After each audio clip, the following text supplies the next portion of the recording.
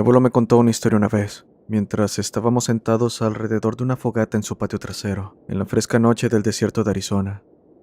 El horizonte estaba despejado, y cada estrella brillaba en un cielo púrpura, con una luna llena sobre las montañas. Su voz era áspera y grave, el resultado de toda una vida fumando puros y bebiendo whisky. El fuego bailó y brilló a través de sus grandes ojos oscuros, mientras se acomodaba en su asiento listo para contar su historia. Hace mucho tiempo, cuando yo era un niño de tu edad, comenzó. Vivía fuera de una reserva apache con tu bisabuelo. Él había regresado de la guerra y se había dedicado a criar caballos y ganado en un rancho de 100 acres, asentado sobre una ladera llena de zarzas, con tierra buena para el crecimiento de arbustos espinosos y no mucho más. Una noche, mi madre estaba enferma y mi padre y yo hicimos un viaje a la ciudad, a unos cuantos kilómetros de distancia, directamente a través de un desierto seco, sobre un lago seco y algunas viejas granjas abandonadas. En ese momento, un pedazo de leña se partió por el fuego, sacándome de la historia. ¿Qué más?, pregunté. Cálmate, chico, lo sabrás muy pronto. Mi padre y yo conducíamos en una vieja camioneta Ford. Recuerdo que estaba oscuro, tanto como lo puedes imaginar, con solo las luces de nuestra vieja camioneta iluminando el camino. También recuerdo cuando el motor comenzó a fallar y la camioneta redujo la velocidad hasta detenerse bruscamente. «Maldita sea», dijo mi padre, guiando el Ford a un lado de la carretera mientras se detenía. «Quédate aquí», dijo mientras salía a la oscuridad, cerrando la puerta con un ruido sordo. Tenía la ventanilla bajada y el aire fresco del desierto era una brisa que se sentía bien en mi cara y cuello calientes. Mi padre estaba sacando agua de la parte trasera para enfriar el motor, y fue entonces cuando el olor a huevo podrido golpeó mis fosas nasales. Pensé en lo extraño que era percibir aquel olor en medio del desierto. Además, también distinguí el olor a azufre y carroña, como el de un toro muerto e hinchado que cayó por el calor, y se quedó ahí hasta que los cuervos picotearon suficientes huecos en su piel para hacer que todo explotara. Aquel olor nauseabundo me hizo tener arcadas. Mi piel comenzó a hormiguear también. La parte de atrás de mi cuello me picaba y mi cara comenzó a calentarse. En ese momento el viento dejó de soplar, quedando todo en silencio y un ambiente pesado, con el hedor llenando la cabina. ¡Pa! ¡Pa! Grité, pero no hubo respuesta. Mi corazón comenzó a latir y sentí tanto miedo en mí, en mis huesos, en mi pecho, muchacho. Te lo digo en serio, nunca sentí un miedo así. No hasta que fui a la guerra, no hasta que vi hombres muriendo a mi alrededor. Acto seguido cerré la ventana, me acerqué a la puerta de mi lado y vi una sombra cruzar el camino, a través de ambos haces de luz tenue, a través del capó parcialmente abierto.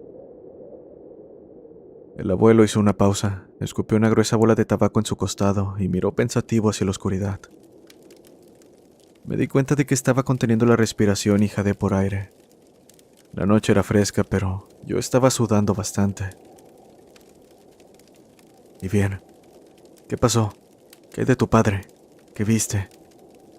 Mi abuelo suspiró antes de decir: una criatura.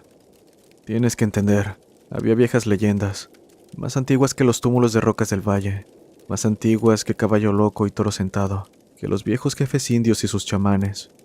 Y todas esas tribus antiguas y pueblos originarios contaron cuentos, historias antiguas sobre la magia oscura de los indios.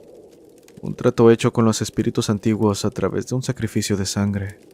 Todo para ganar poder, el suficiente para luchar entre sí y los españoles, y después los blancos que venían por su tierra y mujeres. Los llamaban. Hizo una pausa para respirar hondo y continuar con su relato. Entonces, como tomando valor, se inclinó hacia adelante y con un tono muy serio dijo: los llamaban skinwalkers, cambiaformas. Los viejos guerreros resucitaron como hombres sin piel, todo tendones y músculo, caminando sobre patas de venado, con el torso de un hombre y la cabeza de un coyote, pero en mal estado, chico. Hocicos largos y deformes, dientes como un cuchillo, brazos largos y una altura de 2 metros. Incluso encorvados, destriparían a los viejos vaqueros y a los White Riders. Atravesarían balas y sables. Partirían la armadura española como si fuera un saco de papas. También podían cambiar su voz para que coincidiera con una persona que conocías o podrías conocer. Bueno, eso es lo que vi. Era grande y rápido. Fue solo un segundo el que le tomó cruzar la carretera corriendo. Era gris como con moretones y músculo flexionándose debajo de él. Piernas con cascos resonando en el camino. Hombros encorvados, musculosos y fibrosos. Y giró. Miró directamente a la cabina. Me miró directamente a los ojos. Y lo juro, chico, aquello me sonrió. Me hundí en mi asiento en estado de shock, con miedo, temblando. Sabía que la muerte estaba cerca. El aire era eléctrico. Estaba viciado por el olor a azufre. Se sentía como justo antes de la llegada del relámpago, y como éste haría pedazos un árbol, cargado y lleno de energía. Por supuesto, traté de gritarle a mi padre, pero no salió ninguna palabra, solo un chillido seco. Estaba temblando mientras el abuelo contaba su historia. Todavía estaba aquí, así que sé que no le pasó más que el susto. Además, lo sobrenatural siempre me fascinó, así que, incluso ahora, podía sentir la fuerza de sus palabras. El verdadero poder de los skinwalkers es el engaño. Claro, podían cambiar sus voces, pero también su piel. Por eso los dioses tomaron la de ellos, para que ellos pudieran tomar la de otros. No por mucho tiempo, dicen las leyendas. Tal vez una hora, antes de que el alma de la piel que llevaban venga a buscar su caparazón mortal antes de ir al infierno que les esperaba. Aunque creo que ser desollado vivo era suficiente infierno. Pasó un minuto en lo que pareció una vida, un segundo en 1000 años. Entonces, la puerta de mi padre se abrió y yo giré la cabeza hacia la izquierda, levantando los puños para evitar el ataque. «Hijo, soy yo», dijo mi padre antes de subirse a la cabina. Después, agarró el volante y se empujó torpemente, tirando de sí mismo en el asiento. Por mi parte, me encogí en la esquina y lo miré fijamente por lo que parecieron horas. Tu bisabuelo era un buen hombre, nos trató bien a mí y a mi madre. Luchó justamente en el ejército y vio lo peor del hombre durante ese tiempo. Y aún así, no podía evitar que una duda cruzara por mi mente. ¿Es este mi padre? ¿Es él o no? Vamos a buscar ese medicamento para tu mamá, dijo rompiendo mis pensamientos, mientras ponía la camioneta en marcha y la sacaba a la carretera reanudando nuestro viaje. Supongo que sí era él, y solo estaba dejando que mis pensamientos me atormentaran. Pero, ¿cómo lo supiste? ¿Fue por lo que dijo del medicamento para tu madre? No, muchacho. Aunque no se lo pregunté, lo sabía, porque por la ventana, con el rabillo del ojo, vi a esa bestia corriendo 80 kilómetros por hora, justo al lado de la camioneta, mirándome con esos ojos amarillos y su boca sonriente, encorvado y enojado, corriendo junto a nosotros. Por su parte, mi padre mantuvo sus ojos en el camino, sin voltear a otro lado por nada del mundo, a la vez que me dijo: «No lo mires, hijo, no lo mires». Así es como lo supe.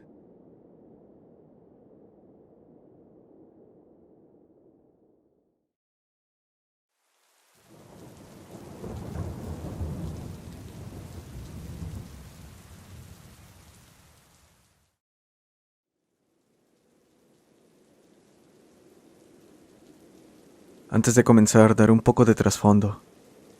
Cumplí una sentencia de 15 años en una penitenciaría en el sur de Arizona. El por qué estaba ahí no es importante. Lo que sí lo es que durante mi estadía sucedieron innumerables cosas que nadie podía explicar, y aún más de las que nadie quería hablar. Todo comenzó con una leyenda de la prisión. Supuestamente, hace años, algo terrible e inexplicable sucedió. Todas las mañanas nos despertaban y se esperaba que estuviéramos cerca del frente de nuestras celdas, mientras los guardias confirmaban visualmente que estábamos presentes, y cada uno de nosotros. Aparentemente, aproximadamente un año de que me enviaran ahí, sucedió lo más brutal e inexplicable durante una de estas rutinas. Un hombre que tenía una celda para él solo se veía muy mal durante este control. Cuando 2 guardias se percataron y fueron a revisarlo, descubrieron que en realidad no era el prisionero que esperaban. Era un hombre totalmente diferente, el cual solo vestía la piel del preso sobre él, flojamente ajustada, envuelta como un traje mal puesto. En palabras de los guardias, aquello lucía como un verdadero monstruo. Sin embargo, lo más aterrador fue que el tipo que llevaba la piel no era un preso. No tenía ni idea de cómo llegó a la prisión, y mucho menos a una celda. Lo que es peor es que ni siquiera pudieron averiguar quién diablos era. No estaba documentado en ninguna parte, y como si eso fuera poco, ni siquiera encontraron el cuerpo del hombre de la piel que vestía. Un relato bastante aterrador, lo sé, y al escucharlo me di cuenta de que esa no es la definición habitual de un skinwalker, pero así es como lo llamaron en la prisión, pues no ayudó el hecho de que el tipo nunca habló al respecto.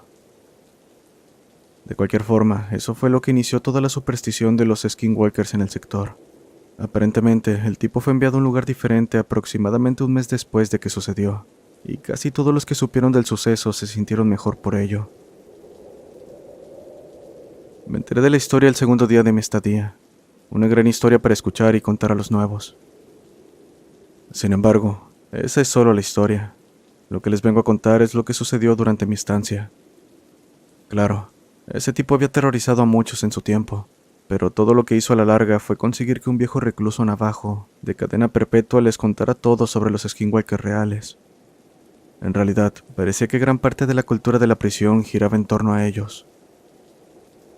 Ahora, aparentemente, los skinwalkers son difíciles de señalar en el acto, pero si logras sobrevivir alrededor de uno por más de 1 o 2 minutos, casi todos pueden notar que los gestos están mal. Pueden imitar el habla humana, pero no replicarla. Además, se contraen maniáticamente. Tienen un modo de andar poco natural, pero aparentemente mejoraron con la experiencia. El viejo navajo, su nombre era Carl, dijo que estaba seguro de que había uno real entre los prisioneros, asesinándolos uno a uno aprovechando que nadie sabía identificarlo. Lo llamó el Gran Skinwalker. El título es porque aparentemente pensó que tenía tan bien dominado los modales humanos que ni siquiera podría saber si era su compañero de celda por un día o 2. Debe ser muy bueno para lograr eso, dijo en una ocasión. Como es de esperarse de un skinwalker, aprovechará cualquier oportunidad para matar. Pero el por qué era tan metódico para hacerlo, según en palabras del viejo navajo, es que éste se dio cuenta de que no necesitaba buscar presas. Al ser una prisión había una lista interminable de víctimas que incluso podría tomarse el lujo de elegirlas. Ahora él espera su momento, agregó. Muchos reclusos encontraron humor en las palabras de Carl, y muchos más estaban realmente nerviosos al respecto. De vez en cuando en prisión la gente se rompe, por lo que no es extraño encontrar a tu compañero de celda columpiándose frente a tu litera, o haciendo cosas realmente extrañas. Y no los culpo, a veces simplemente no puedes soportarlo. Pero en nuestro sector, la gente tendía a romperse de una manera muy especial. No sería un arrebato en la cena, o un suicidio silencioso por la noche.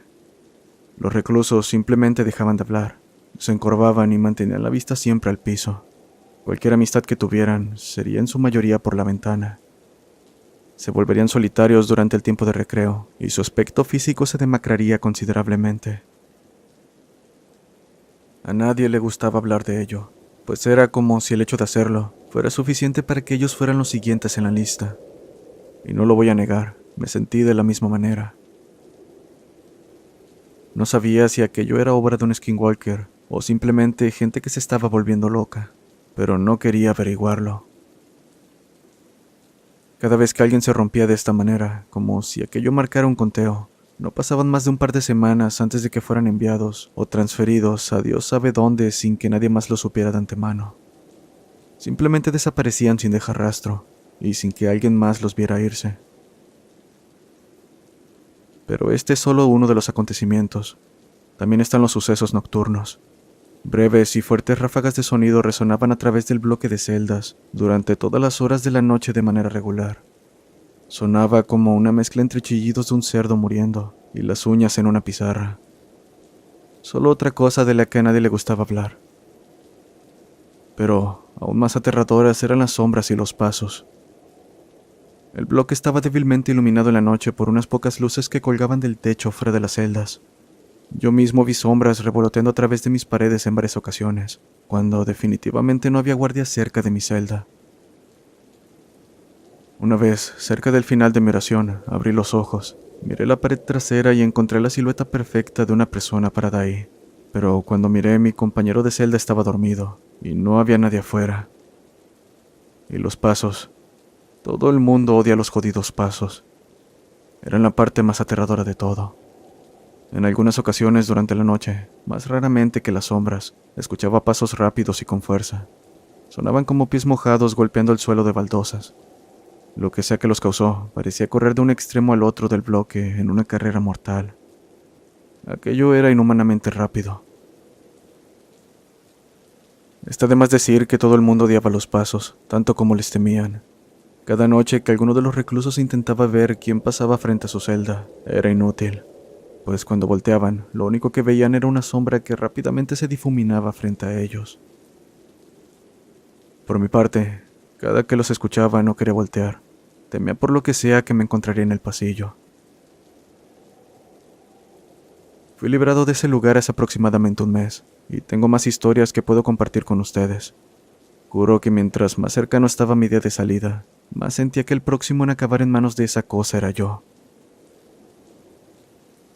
Aproximadamente una semana antes de que me dieran de alta, mi compañero de celda y un buen amigo mío se rompieron, de la misma manera. Está de más decir que no dormí durante una semana entera. Bueno, dormí, por supuesto, pero nunca más de unos pocos minutos a la vez. Además, nunca le di la espalda a quien consideraba mi amigo. Lo más aterrador que me pasó fue cierta noche que me desperté, viéndolo de alguna manera serpenteando su cuerpo a través de los barrotes de nuestra celda. Como referencia, no puede pasar nada más allá de mi hombro a través de ellos. Sin embargo, lo aterrador era ver cómo volvía a la celda, de la misma manera que salía. El día de mi liberación no le dije ni una palabra. Él, por supuesto, tampoco dijo nada. Parecía no darle importancia al hecho de que ya no me vería. Y por mi parte, no pude evitar sentir alivio. Había superado 15 años de peleas en la prisión, disputas entre pandillas, y por lo que sé, secuestros de un skinwalker. Mientras caminaba a lo largo de la valla del patio de recreo, vi a mi compañero de celda, solo como había estado durante la última semana. Antes de pensar en hablarle, deseché la idea negando con la cabeza. Ni siquiera estaba seguro si era él. Eché un último vistazo al patio, esta vez desde el otro lado de la valla. Desearía no haberlo hecho. Ahí, al otro lado del patio, estaba Carl, encorvado, mirando a los otros reclusos y retorciéndose como un maníaco.